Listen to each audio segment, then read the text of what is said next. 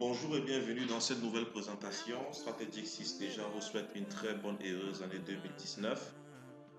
Donc, nous avons préparé pour vous aujourd'hui, pas un tutoriel, mais une petite présentation d'un logiciel pour la gestion commerciale.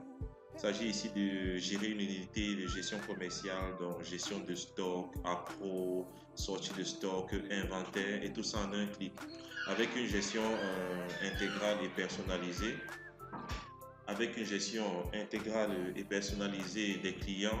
Quand on parle de gestion des clients, c'est parce qu'on pense également à la gestion des créances, et tout type de clients ici aura la possibilité, tous les clients auront la possibilité d'avoir un compte client qui pourra retracer tous les mouvements et opérations qu'ils ont eu à travers le logiciel. Donc, on va voir tous les achats au comptant, à crédit, les différents remboursements, avec la possibilité d'envoyer ces étapes par courrier électronique à tous les clients. On a aussi dans ce programme Smart Sales la possibilité de gérer la caisse et la trésorerie, avec aussi un formulaire ou bien un onglet qui permet de gérer tout ce qui est analyse et statistique, les indicateurs de performance en fonction des périodes qu'on aura choisies. Nous avons la possibilité également de gérer les bons de commande, c'est-à-dire créer des fournisseurs, créer tout type de bons de commande et envoyer à ces derniers par courrier électronique. Donc sans plus tarder, nous allons ouvrir notre projet, notre programme. Et à la première ouverture, il sera question pour nous ici là de renseigner. Bonjour monsieur et bienvenue dans votre logiciel personnalisé pour vous. Donc ici on demande d'enregistrer une adresse Gmail, un compte Gmail valide pour l'envoi de tous les rapports. Mais rassurez-vous, si vous n'avez pas de compte Gmail, nous pouvons paramétrer automatiquement avec une prise en main à distance de votre compte Outlook pour pouvoir générer tous vos rapports. Et si vous avez des plus, des ajouts à faire pour ce logiciel, il suffit de nous faire part par mail. Nous allons laisser un lien de tous les ajouts que vous voudrez. Nous allons greffer directement au noyau et que vous travaillez de manière conviviale. Donc, on va sans plus tarder aller dans paramétrer notre adresse Gmail. Je vais mettre une adresse connexe, la mienne.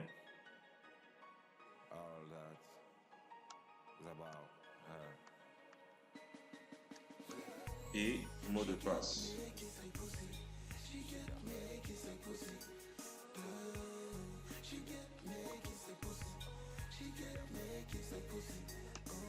Une fois fait, on va activer. Paramétrage terminé. Nous avons le menu principal de Smart Sales qui est constitué des boutons connexion au programme, édition des fournisseurs, création des bons de commande, gestion du stock, gestion de la clientèle, gestion de la caisse, analyse statistique, paramètres et le bouton quitter.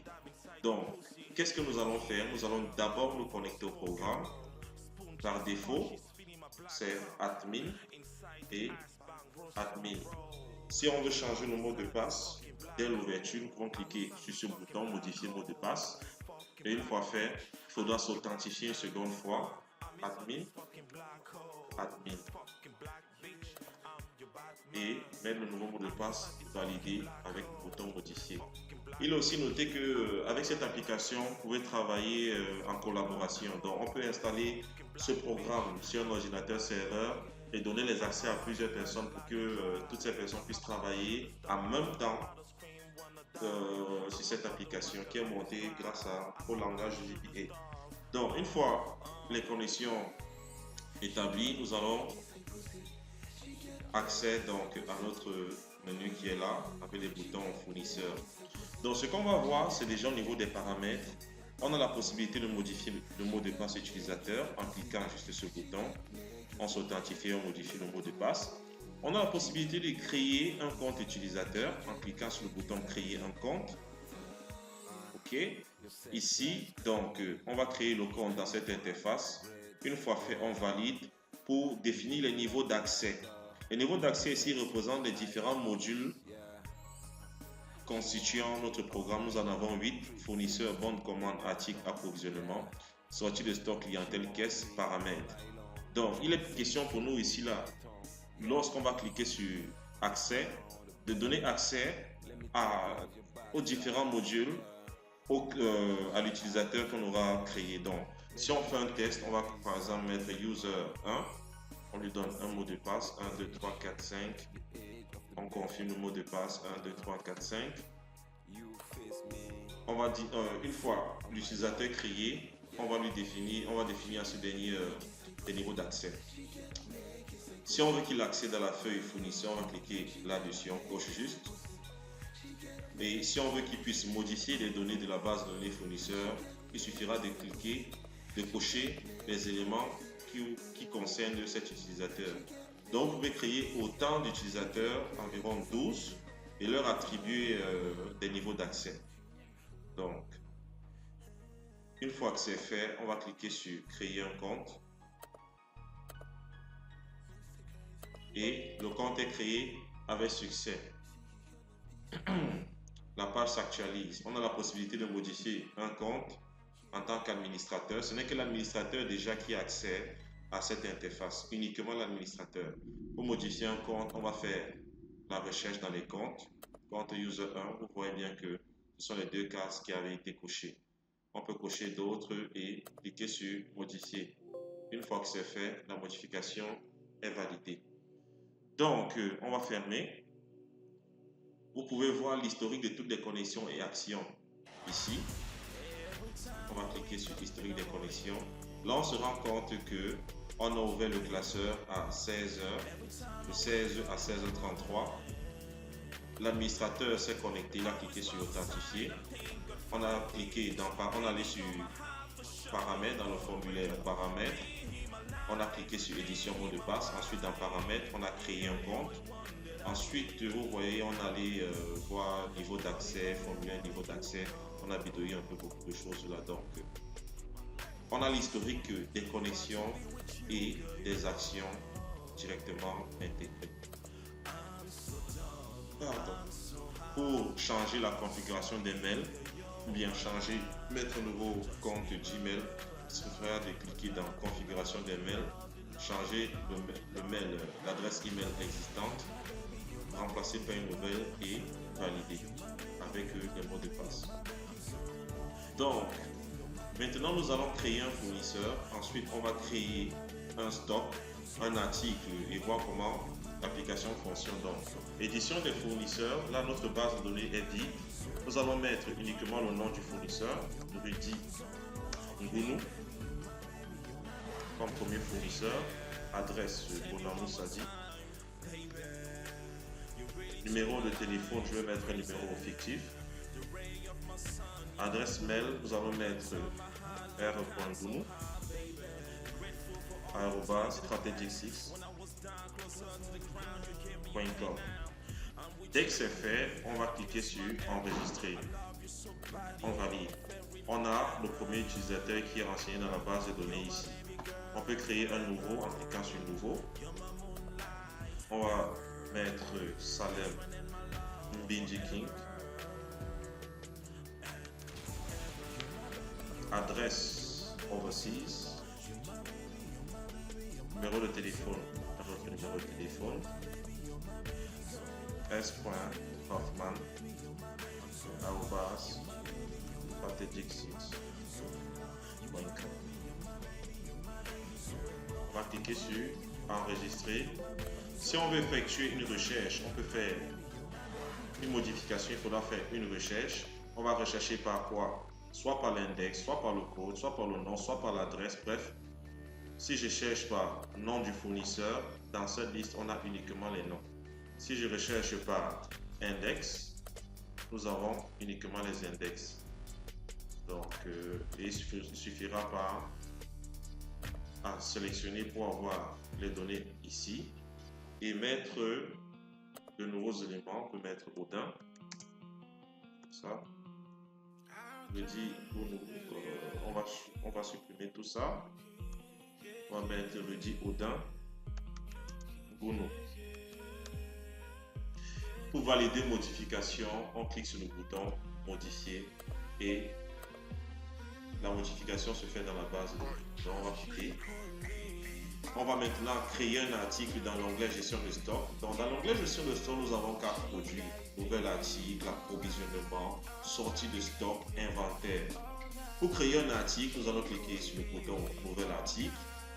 Là, on va devoir renseigner la catégorie d'article. Présentement, il n'y a aucune catégorie. Nous allons donc créer une catégorie qu'on va appeler électroménager. On enregistre. Électroménager entre dans notre base de données. On peut créer un nouvel article qu'on va appeler boisson gazeuse ou bien boisson tout court et on enregistre. Pour effectuer une modification, on va double-cliquer sur l'élément électroménager, on met S, comme ça, on valide avec le bouton modifier et c'est fait. Donc, une fois que c'est fait, on a la possibilité de voir nos éléments dans notre liste déroulante. On va cliquer sur électroménager, le nom de l'article ou désignation, on va appeler frigo,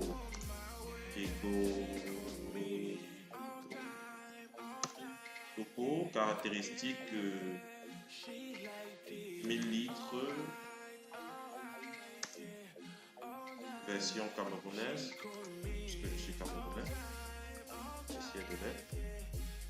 Prix de vente de 125 000 francs CFA. On achète le frigo à combien? 115 000. Et quel est le stock de sécurité? Nous allons mettre 10 parce que nous avons également la gestion ici là, des alertes de stock de sécurité. Une fois fait, on va cliquer sur enregistrer et l'article enregistré avec succès. Si on veut faire une modification, on va faire d'abord la recherche. Les données étant là, on peut mettre la modification test comme ça et on clique sur modifier. Voulez-vous valider? L'article est validé avec succès. Donc quand on fait une recherche, vous voyez ça a été validé. Okay. On peut supprimer un article en faisant d'abord la recherche. Une fois fait, on clique sur supprimer l'article. Donc ce qu'on va faire, on va créer encore un nouvel article. Boisson, désignation, Matango. C'est une boisson prisée de chez nous. Caractéristiques, vin blanc, de raffia, le vin du haut. Prix de vente 1500 francs. Prix d'achat 1250. Stock de sécurité, on va mettre 50. Dès que c'est fait, on valide. On peut créer encore un nouvel article, boisson. On va l'appeler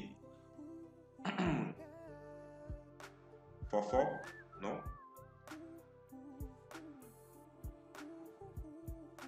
Donc on crée un autre article, notre boisson qu'on va appeler Foléré. Toujours une boisson prisée de chez nous. Caractéristiques fait à base d'ananas. Prix de vente 2000 francs. Prix d'achat 1700. Stock de sécurité toujours 50. Une fois fait, on enregistre l'opération. On peut quitter. Vous voyez là, on a déjà créé des articles. Pour pouvoir vendre des articles, il faut forcément faire un approvisionnement. Donc, on va cliquer sur, parce que si on va dans inventaire ici, vous voyez que on a la liste des articles, on a les stocks de sécurité, mais il n'y a pas de quantité en stock. Donc pour pouvoir vendre, il faut forcément faire un approvisionnement. Donc on va aller dans le bouton, dans l'onglet approvisionnement ici, et on va sélectionner un fournisseur. Rudy Odin Ngounou. Oui. On sélectionne ensuite l'article approvisionné, frigo. On double-clique.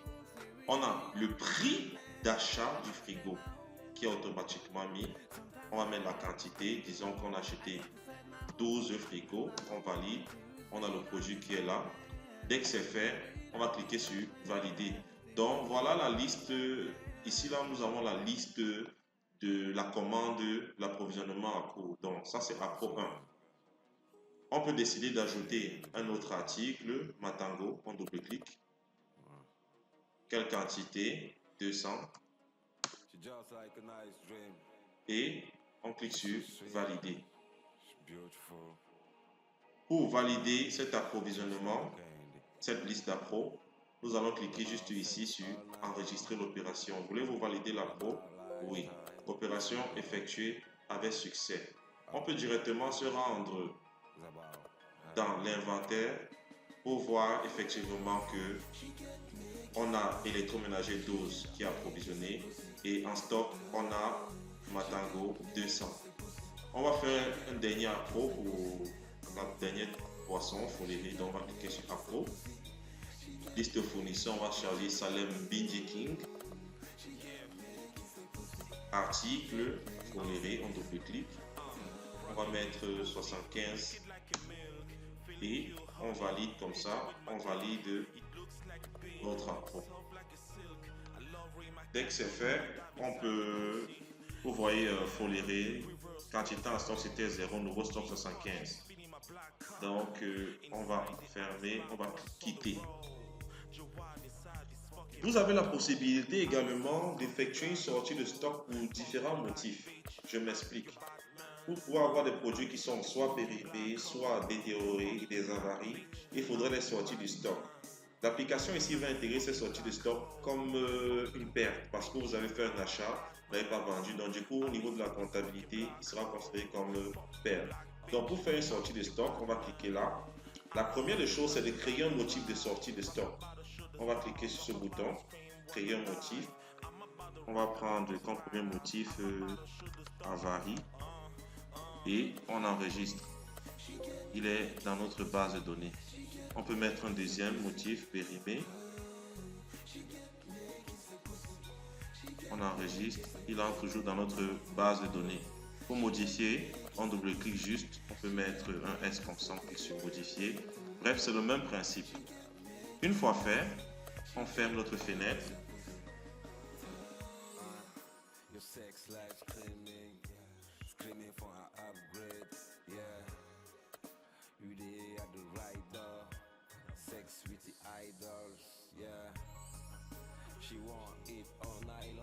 Donc, on vient là, on va choisir un motif de sortie avarie. L'ordonnateur de la sortie, on va mettre CSB,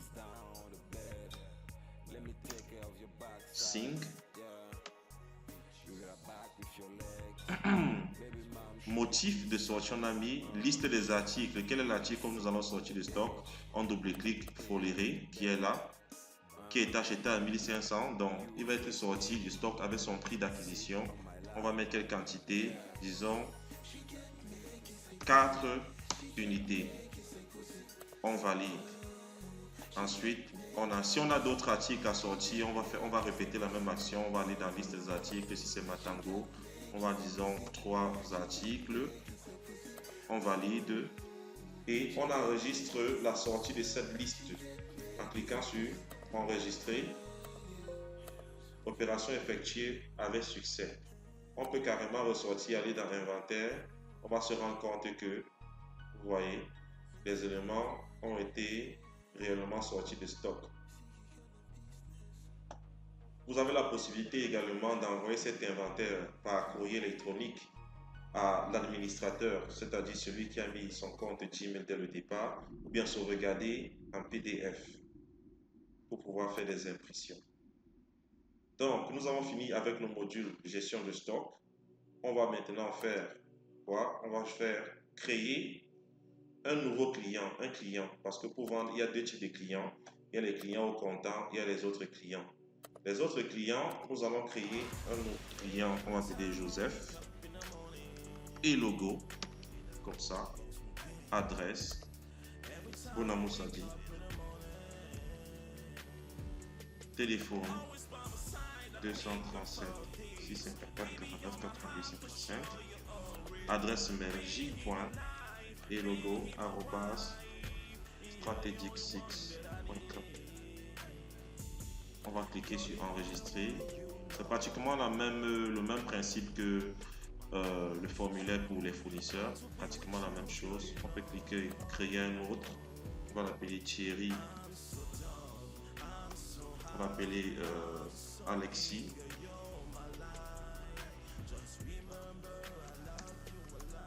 Néo. Adresse Bonamoussadi. Téléphone, mais n'importe quoi. Adresse mail a.neo@strategic6.com. Une fois fait, on valide en enregistrant.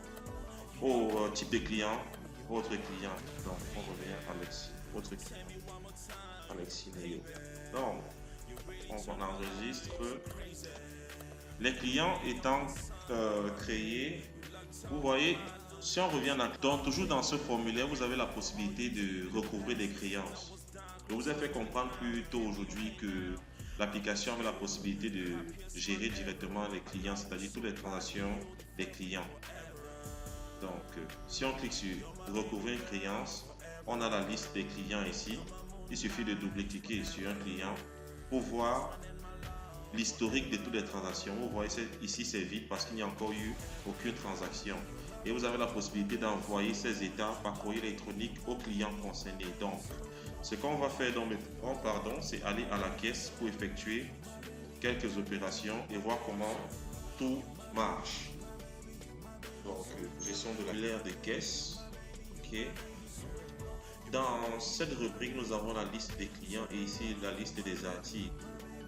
Pour effectuer une transaction à la caisse, on va cliquer sur un client, par exemple Joseph Elogo, et vous voyez, vous avez ici, ce côté ici nous permet de gérer le compte de Joseph Elogo avec toutes les transactions qu'il a pu passer. Là, c'est encore vide parce qu'il n'y a rien. Et là, normalement, nous devons avoir le solde. Donc, une fois qu'il est sélectionné, nous allons choisir des articles, par exemple frigo. Quelle quantité il prend un frigo? Est-ce qu'on fait une remise? Disons qu'on fait une remise de 5 000 francs. Vous voyez là maintenant c'est 20 000. On valide la commande. Ensuite, vous voyez qu'ici nous avons le total à payer. On a la remise ici. Il va encore prendre toujours dans sa liste un matango. On a le prix de vente qui est là. Quantité, il va prendre 15. Remise, on lui fait une remise de 500. On valide la commande. Il va encore prendre, disons, le foléré. Il va prendre combien? 10. Et on enregistre. Vous voyez, le total de la commande s'élève à 162 000 francs. Qu'est-ce que Joseph Elogo verse? Quand je parlais de gestion des créances, supposons un seul instant qu'au lieu de payer 162 000 francs, il paye 150 000 francs. Là, on voit directement qu'il a une créance de 12 000. Donc, si on valide la commande, voulez-vous enregistrer la commande? Voilà, la commande de Joseph Elogo a été validée avec succès. On a la possibilité de voir un aperçu du PDF de la facture ou bien imprimer automatiquement la facture. Moi, je n'ai pas d'imprimante connectée ici, donc laissez-vous plutôt imprimer la facture. Si on va dans recouvrer créance ici et je sélectionne Joseph Elogo, vous vous rendez compte que Joseph Elogo doit déjà 12 000, nous doit 12 000 francs parce qu'il y a un solde négatif de 12 000. Et on a la liste des commandes faites par lui avec la date et l'heure. Donc on peut agrandir, on se rend compte que cette date, voilà les achats qu'il a fait avec les désignations. On a les libellés et ici on a le solde. Donc on a la possibilité d'envoyer cette étape par courrier électronique. Si je clique là, à Joseph Elogo, on va mettre juste un objet, votre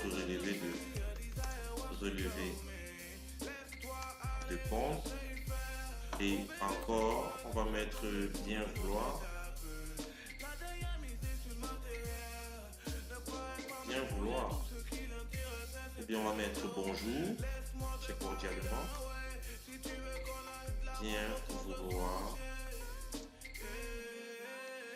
recevoir votre... Pardon. Oh, relever les fonds, pardon. Relever les fonds. Donc, bien voir, recevoir votre relevé des fonds. Une fois fait, on clique sur envoi du mail, on attend. Et là, ça ne peut pas être envoyé parce que effectivement, je n'ai pas de connexion. Je ne suis pas connecté. Donc, soit le mot de passe, soit la connexion. Mais là, c'est parce que je n'ai pas activé de connexion. Donc, une fois que la connexion revient, le mail est envoyé automatiquement. Donc, on peut fermer cette fenêtre. Et si on veut faire une nouvelle opération, on va juste actualiser la fenêtre. Donc, on a la possibilité également dans la caisse d'effectuer des dépenses connexes. Donc, si on clique sur effectuer une dépense, on vous donne la possibilité ici, soit de créer une dépense. On va par exemple ordonnateur, on va mettre TSB. Et au niveau de la catégorie, il faut créer une catégorie de dépenses. On va cliquer là. On va mettre par exemple transport, comme ça. On enregistre. On peut mettre loyer, location. Loyer par exemple du local, on enregistre. Juste pour vous dire que l'application a la possibilité également de gérer toutes vos dépenses. Ça peut être le salaire des employés, il suffira de mettre uniquement le libellé et valider. Et quand c'est fait, on va actualiser cette fenêtre de dépenses.